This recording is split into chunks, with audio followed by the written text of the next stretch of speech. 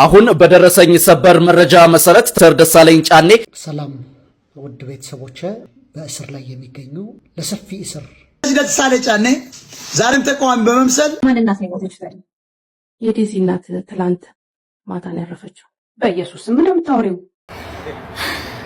በቴዲ አፍሮ 1.5 ሚሊዮን ድምፃዊ ቴዲ አፍሮ እንደከፈለ በስተት ወደ አካውንታቸው የገባውን ወደ 6 ሚሊዮን ብር እንዴት ነው ሶማሲስቦ እዚህ ነው የሚሄደው? ሱብሃንአላህ። ሰላም ቤተሰብ እንዴት ናችሁ? ያለው ክብሩ ይስፋ ጆሴፍ ነኝ። እንደተለመደው በአዳዲስ በወቅቴና በአነጋጋሪ ቪዲዮዎች መተንላችኋል። ያው በዛሬ ቪዲዮዎች የተለያዩ ነገሮች እናያለን። ከነዛም መሃል ስለ ደሳለኝ ጫኔ እየተሰማ ያለ ነገር በጣም የሚያስፈራና የሚያስደነግጥ ነገር ሰምተናል።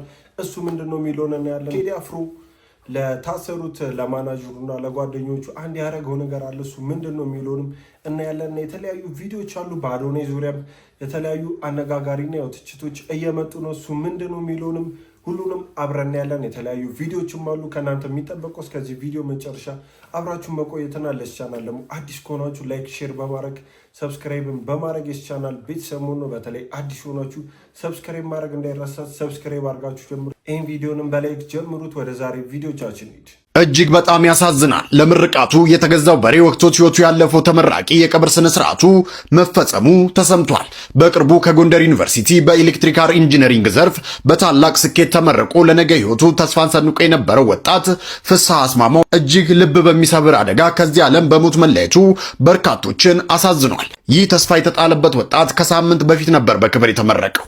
ወላጆችና ዘመድ አዝማድ የምርቃቱን ደስታ አብረውት ለማሳለፍ ከጎንደር ጋይንት ከተማ ወደ ተወለደበት አካባቢ ይዘውት አምርተው ነበር። ነገር ግን በትላንትናው ዕለት ለምርቃቱ ድግስ ተብሎ የተገዛው በሬ በድንገት ወጥቶት ህይወቱ ሊያልፍ ችሏል። ተመራቂውን ነፍስ ይማር፣ ለቤተሰብ መጽናናትን እንመኛለን። እንደሰማችሁት ነው። በጣም የሚያሳዝንና ለቤተሰቡ ደግሞ በጣም ማይረሳ ጊዜ ነው የሚሆነው ብዬ አስባለሁ። ምክንያቱም ልጃችን ተመረቀ ብለው በደስታ በሬ አርደው ሰው ለማብላት በሚያስቡበት ሰዓት ይህ ነገር ተፈጥሮ ልጃቸውን በሞት ሲያጡት በጣም ከባድ ይመስለኛል። በጣም ነው ያሳዘነኝ ልጅ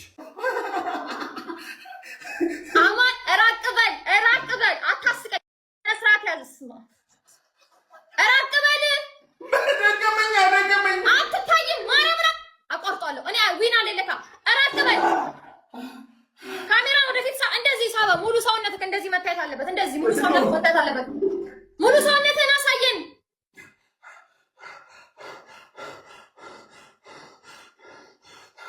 የታባ ኧረ እባክህ ተው እንጂ በቃህ እንዴ!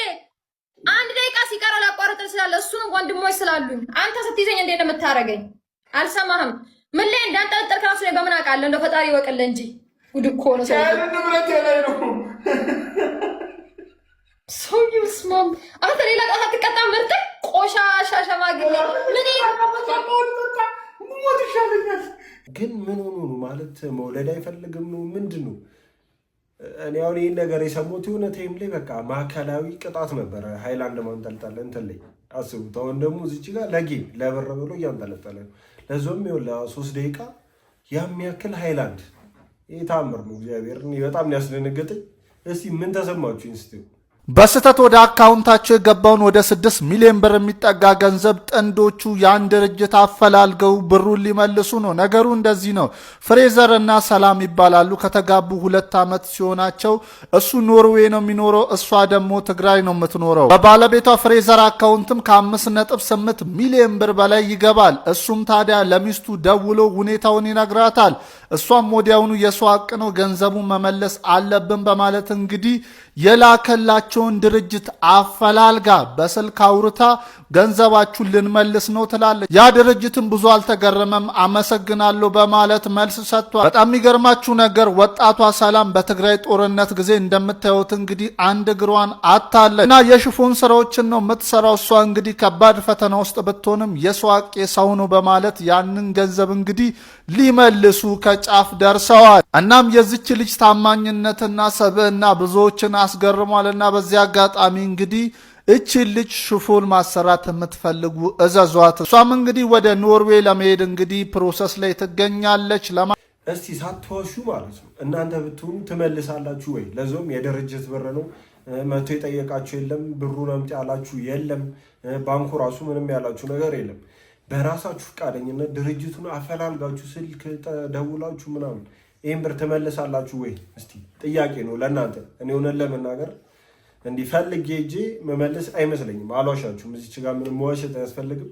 ሜቢ ያው የግለሰብ ከሆነ ከተደወልኝ ያን ላረግ እችላለሁ እመልሳለሁ በሚለው እንጂ ድርጅት ሆኖ አፈላልጌ ምናምን አረጋለሁ እያላስብም። እስቲ እናንተ ምን ታደርጋላችሁ? ኮመንት ላይ ጻፉልኝ።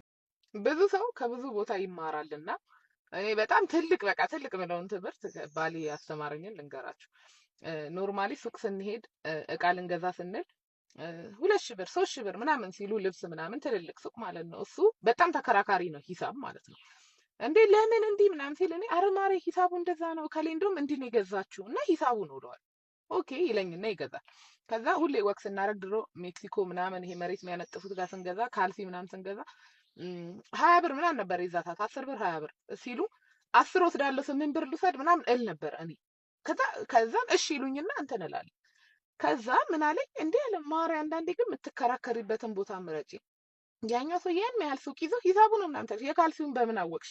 ለምን ትከራከራለሽ? የነሱንና የምትከራከሪበትን ቦታ ወቂ። እንደውም ከቻልሽ ከነዛ ጋር ተጨቃጨቂ ቀኑን ሙሉና ለነዚህ እንደውም ቲፕ ነው አድርገሽ ማለፍ ያለብሽ እና እንዴት ከነዚህ ላይ ትከራከሪያለሽ አለ። እኔ በእውነት ክፋት አስቤ ሳይሆን የሆነ እንትን አለ ማለት የለም የሆነ የልምድ ነገር እንደዛ ነበር። ከዛ ቀን በኋላ ግን እንደው የትም ይሁን በቃ የትም ቦታ ማለት ነው እንዲህ ትንንሽ ቦታ አልከራከርም። ይህን ቪዲዮ ካየሁ በኋላ ራሴን የታዘብኩት ማለት ብዙዎቻችን ነን እንዲህ በጣም ብዙዎቻችን በጣም ውድ ቦታ ስንገባ ምንም መከራከር አንፈልግም። በቃ እሺ ያሉንን ከፍለን ነው የምንወጣው። እንዲህ አይነት ግን ትናንሽ ቦታዎች ላይ ለምሳሌ ጉሊት ምናምን በቃ ትናንሽ ችርቻሮ ወይ መንገድ ላይ ተነጥፎ የሚሸጡ ላይ በጣም ነው የምንከራከራቸው። አንገዛችሁ ምናምን ኢቭን ለ5 ብር ራሱ በጣም ነው የምንከራከሩ። ማለት ግን ይህ ነገር ትክክለኛ አይመስለኝም። እዛ መከራከር እንጂ እዚህ መከራከር አለብን ብዬ አላስብም። ጋይስ በድጋሚ አንድ መራራ ሀቅ ልንገራችሁ። አፍሪካ በጣም የሚጸልዩ ህዝቦች መኖሪያ ነች። ፒፕሉ በጣም ይጸልያል፣ በጣም ቢዚ ነው። ይጸልያል፣ ይጾማል፣ ይሰግዳል፣ በጣም ቢዚ ነው። የሃይማኖት አባቶችን በጣም ቢዚ ናቸው። ይሰብካሉ፣ ያስተምራሉ። ቄሱ ያስተምራል፣ ሼኩ ያስተምራል፣ ፓስተሩ ይሰብካል። they are always busy። በየ500 ሜትሮች ቸርቾች ተገንብተዋል። በየ600 ሜትሮች መስጊዶች ተገንብተዋል። እነዚህ መስጊዶችና ቸርቾች አልበቃ ብለው ጎዳኖችና አደባባዮች መስበኪያ ሆነዋል። በጣም ቢዚ ናቸው። በቃ በሃይማኖት ሁሉም ቢዚ ሆኗል። በተመሳሳይ ይህች አህጉር የዓለማችን ድሃ ህዝቦች መኖሪያ፣ የዓለማችን የሚፈናቀሉ ሰዎች መኖሪያ፣ የሚራቡ ሰዎች መኖሪያ፣ የሚሳደዱ ሰዎች መኖሪያ፣ በጦርነት የተጠመዱ ህዝቦች መኖሪያ፣ ሰላም ያጡ ህዝቦች መኖሪያ። የዙር ለሃይማኖት ጸሎት ውሸት ነው ማለት ነው። የትኛውም ሃይማኖተኛ ጸሎት ደርሶ ያውቅ። ከድህነት የማያወጣ ጸሎት፣ ከመፈናቀል የማያወጣ ጸሎት፣ ከጦርነት የማያወጣ ጸሎት፣ ከመሰደድ የማያድን ጸሎት። ምን አይነት ጸሎት? በጣም የወደድኩትና የሚገርም ሀሳብ ነው። በጣም ኢትዮጵያ ውስጥ እምነት እኔ እንደ ኢትዮጵያ ውስጥ የተባለ ብዬ አላስብም። ሁሉም ህዝብ አማኝ ነው በየራሱ ሙስሊምም ክርስቲያንም በቃ ሁሉም አለ። ግን ደግሞ እንደሚያምን ህዝብ አይደለንም። ባህሪያችን፣ አስተሳሰባችን፣ ለሰው ያለን ፍቅር ምናምን እንደሚያምን ሰው አይደለም። እና ምንድን ነው የተረዱት? ይሄ እምነቱ ዝም ብለን እንዲናምናለን እንላለን እንጂ እንዳልተረዳ ነው ወይ ደግሞ እየተማርንበት ያለው መንገድ እምነታችንን ትክክለኛ እንዳልሆነ ነው። እና በጣም የወደድኩት ሀሳብ ነው። ሱፍ እንግዲህ ልጅ ማስሽ እየሳበ ነው ማለት ነው። እንዴት ነው ሰው ማስሽ ስቦ እዚህ ነው የሚሄደው? ሱብሃንአላህ። አረ ሴፉ ፋንታውን ድረስ ሴፉ ፋንታውን ድረስ ሴፉ ፋንታውን ድረስ ኤል ማስሽ ስቦ እየሄደ ነው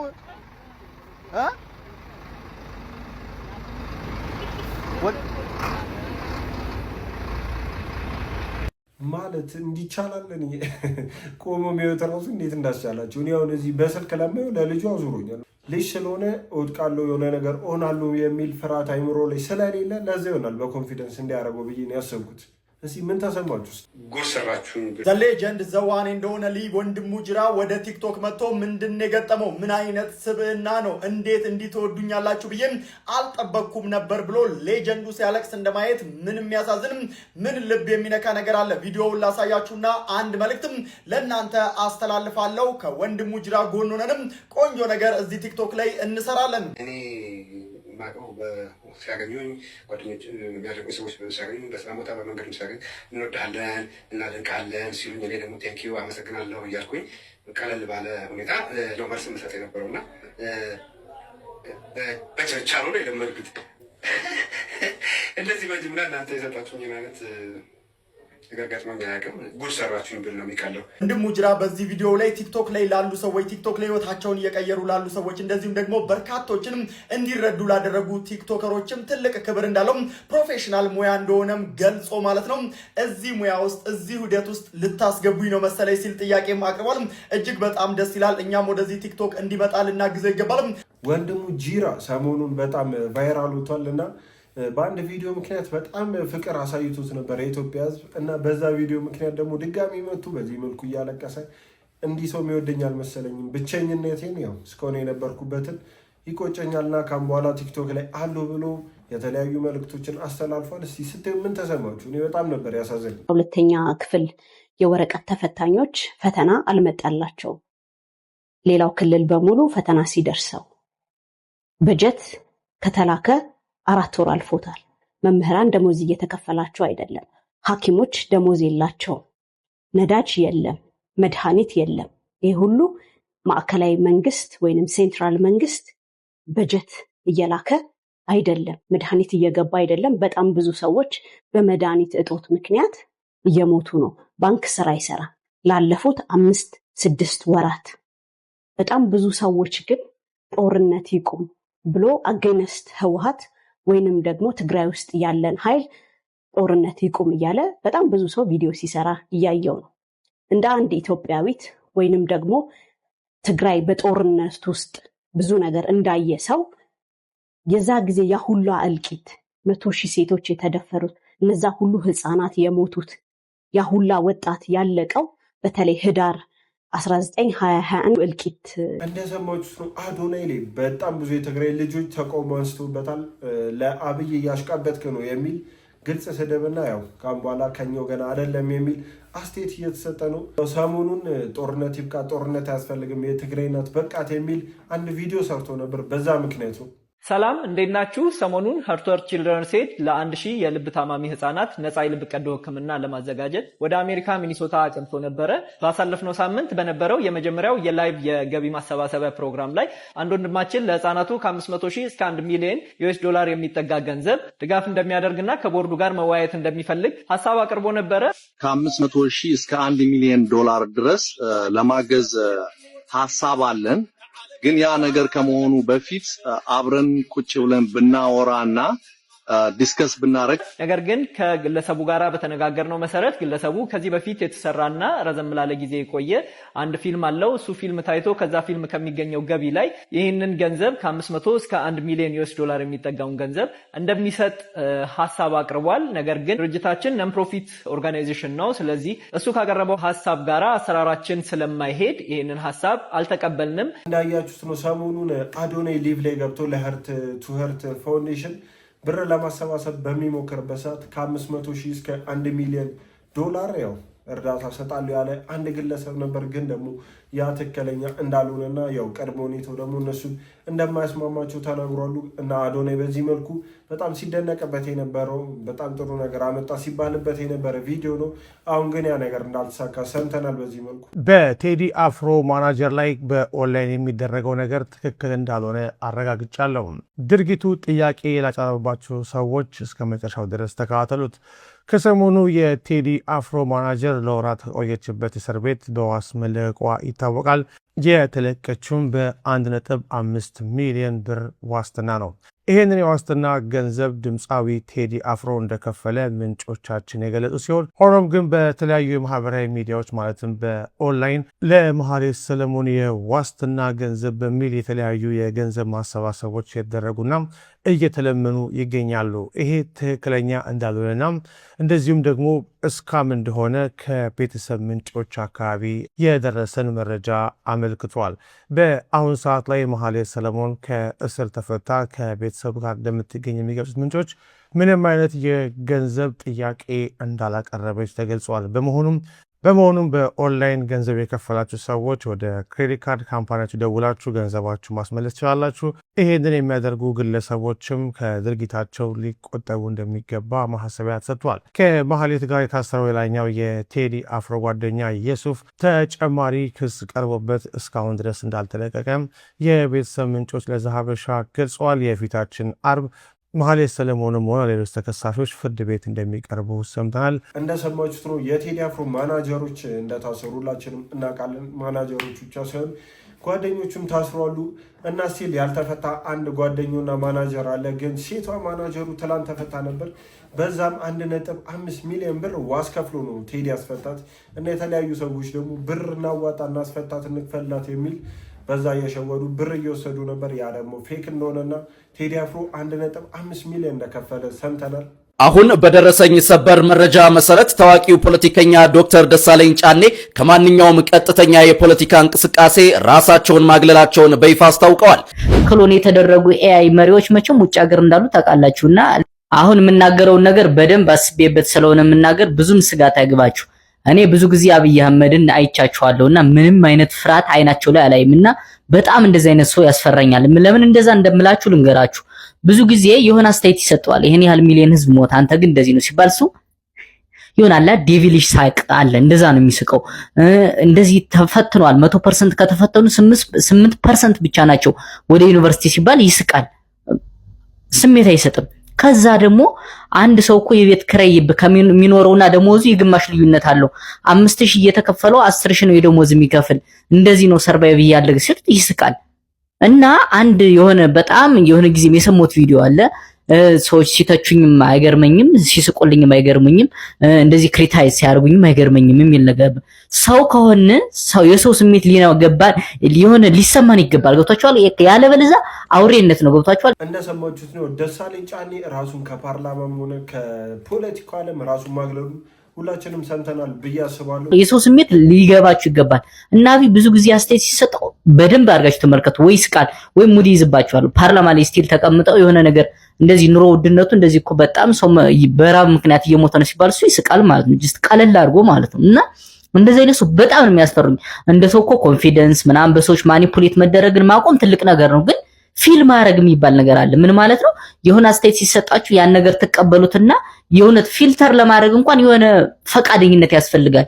እሱ ከገና ከተናገሩበት ጀምሮ ሰውን ሐሳባቸውን ያጣጥለዋል፣ ኢግኖር ያደርገዋልና እኔ በጣም ያስፈራኛል። ይሄ ሰው ምን ያህል ሬሶችን ቢያይ ነው? ምን ያህል የሰዎችን ሞት ቢያይ ነው እንደዚህ በጣም ስሜት ለሲሆነው ፊሊንግ ለሲሆነው ምናምን ብዬ አስባለሁና አንዳንዴ መልፋት ላይ ይጠበቅባችሁ ይችላል ለሱ መናገር ራሱ እውነቱን ለመናገር። ምክንያቱም እኔ ጆሮ ያስቀምጠዋል ብዬ አላስብም። ገብቷችኋል?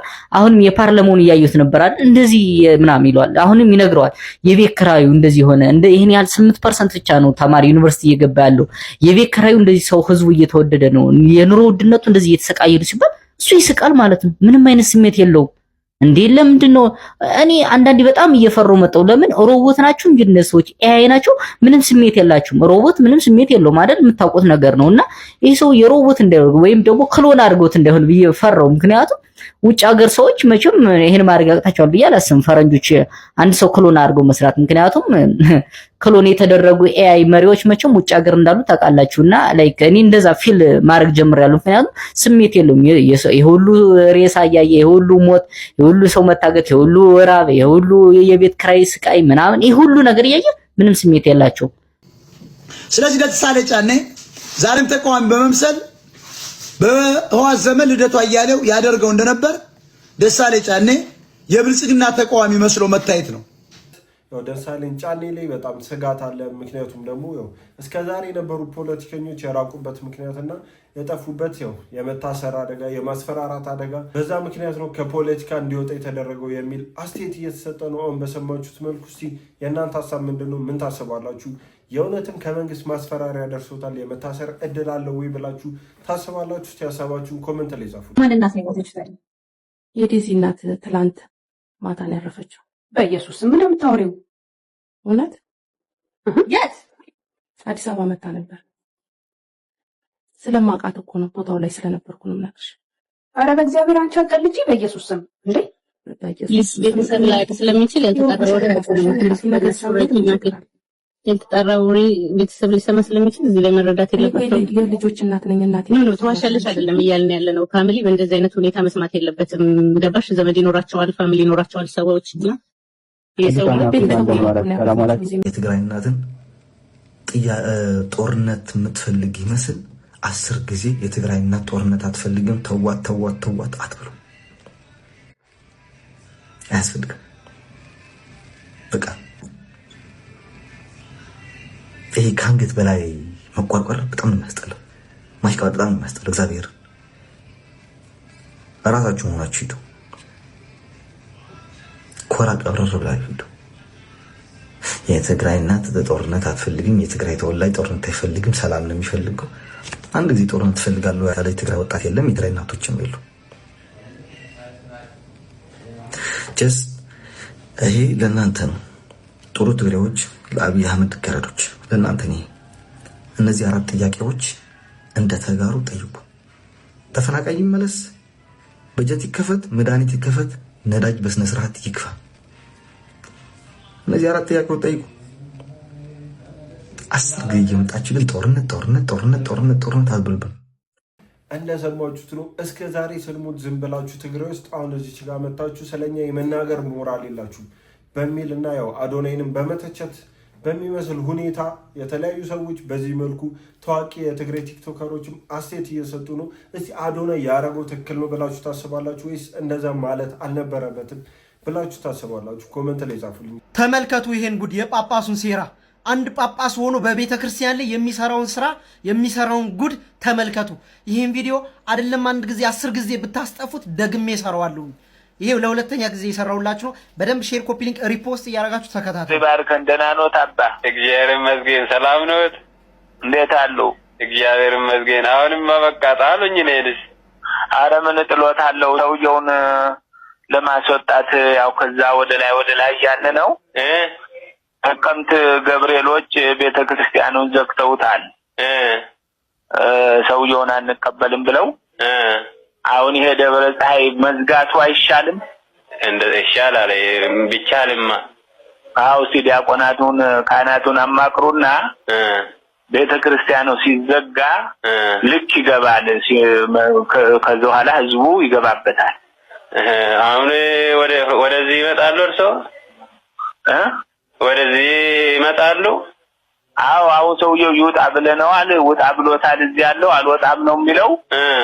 አሁን የነቀምቶቹ አናስገባም ብለው ትናንት ቤተክርስቲያን ዘጉ። ገብርኤል ተዘግቷል አለ። ሲዘጋ ዛሬ ከንቲባው ይዞታል። እዛ ያለው ሰውዬ አባ ኃይለ ኢየሱስ የሚሉትን ተይዟል። እሱ ውጣ ተብሎ ተይዟል። ቤተክርስቲያን እንደሰማችሁት ጳጳሱ ሩፋኤል ቤተክርስቲያንን ለመዝረፍ አልመቹ ያላቸውን አባቶችና ካህናት መነኩሴዎችን እንዲህ እያስደረገ ነው የሚያስወጣቸው። ቤተክርስቲያን ምእመኑን አስነስቶ በማዘጋት ከዛ የሚፈልጋቸውን ሰዎች ደግሞ እንደዚህ ስልክ የሚደውሉለትን እንዲዘርፍ የሚፈቅዱለትን ደግሞ እንዲገቡ ያደርጋል ማለት ነው። አሁንም ድረስ ውሳኔ አልተወሰነም። ጥቅምት ላይ ነው የሚወሰነው። ለአባቶቻችን በሚገባ መልኩ ሼር፣ ኮፒ ሊንክ፣ ሪፖስት እያደረጋችሁ ድጋሚ እንዳይወድ አድርሱት። እኔ ግን ይሄ ጳጳስም አይመስለኝም የሆነ ተልእኮ ያለው እንጂ እኔ የቤተክርስቲያን ሰው የእግዚአብሔር ሰው ነው ብዬ አላስብም።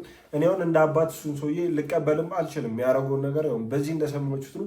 በስልክ ተደዋውሎ ቄሶችን እስከማባረር እስከማስወጣት ለእሱ ተብሎ ቤተክርስቲያንን ተደዋውሎ በጎረምሶች እስከማዘጋት ደርሷል ለቀምት ላይ እና በጣም ነው የሚያሳዝነው የሚያሳፍሩ። ወሎ ሄጄ ነበረ። አበጋር የሚባል ባህላዊ ዳኝነት አለ። በወሎ ልማዳዊ ዳኝነት አንድ ሰው በእጁ ነፍስ ቢጠፋበት የገዳይ ቤተሰብ አበጋሮች ጋር ሄድና አበጋር ሰዲ አረብ ይሏቸዋል። በእጃችን ነፍስ ጠፍቷል ያስታርቁን።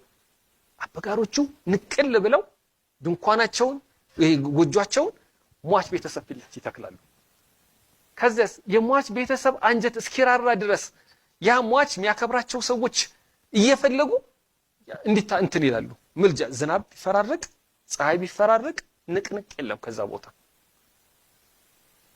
7 ቀን 10 ቀን 20 ቀን ሊፈጅ ይችላል። ቁጭ ብለው ቡና እየጠጡ ጫታቸውን እየቃሙ እስኪታረቁ ብቻ ለሚጠብቁት ሰፈርተኛን ያስታርቃሉ። ሌባ ካለ ይሸመገላሉ።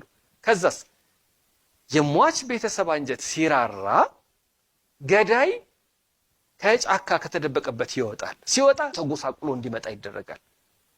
የኛ ልጅ ሞቶ አማረበት እንዳይባል።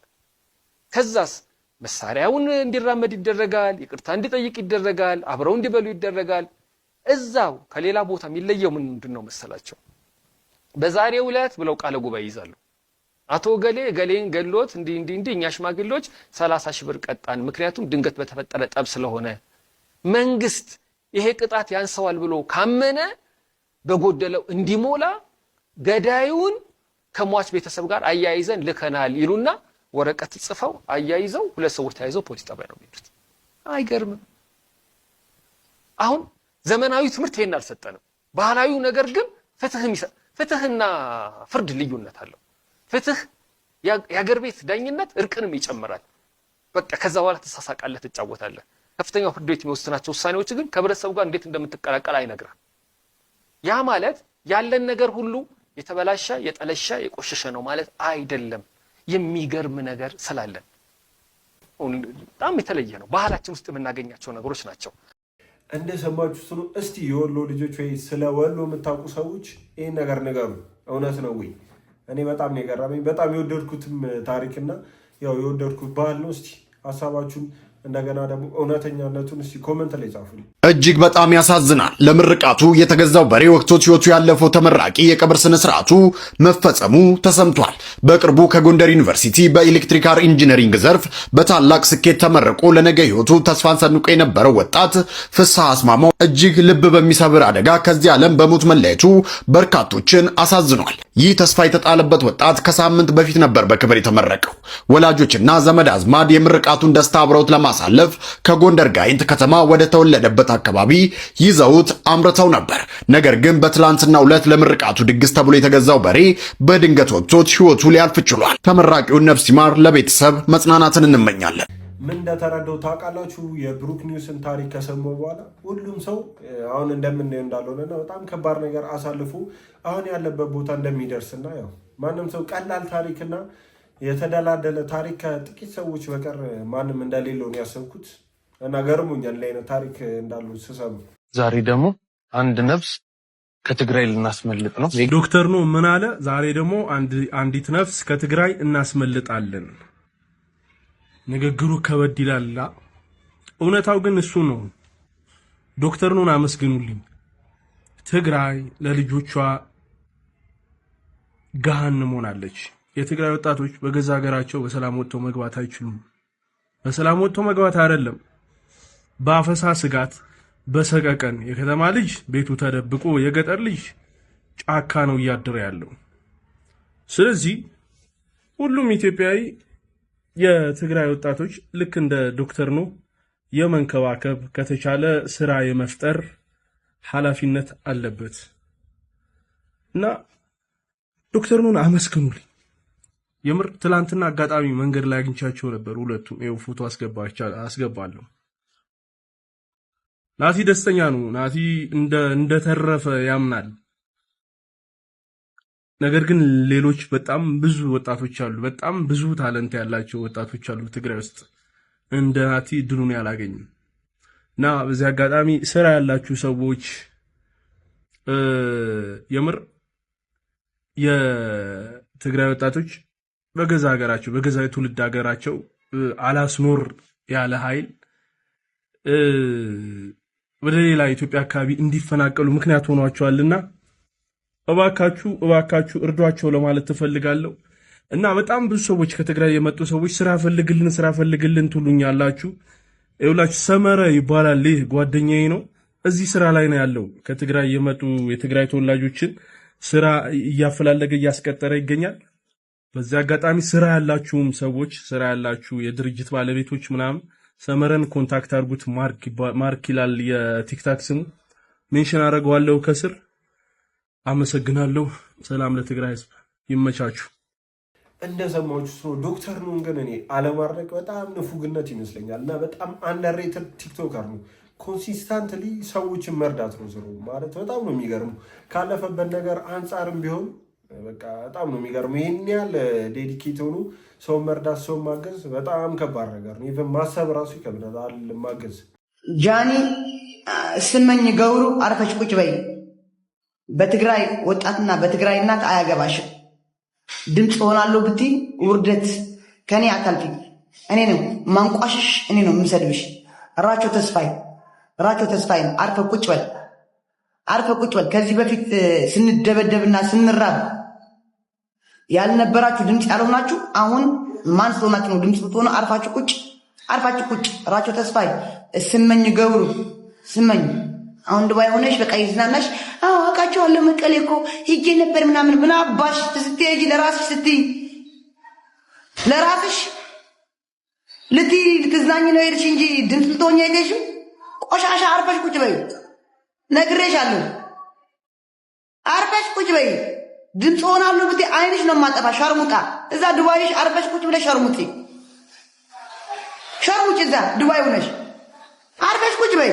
እስመኝ ገብሩ ጃኒ ድምፅ እንዳትሆኝ አንፈልግሽም። አንቺ እከክ ማለት ነው፣ እከካም ሹጣም። አርፈሽ ቁጭ በይ።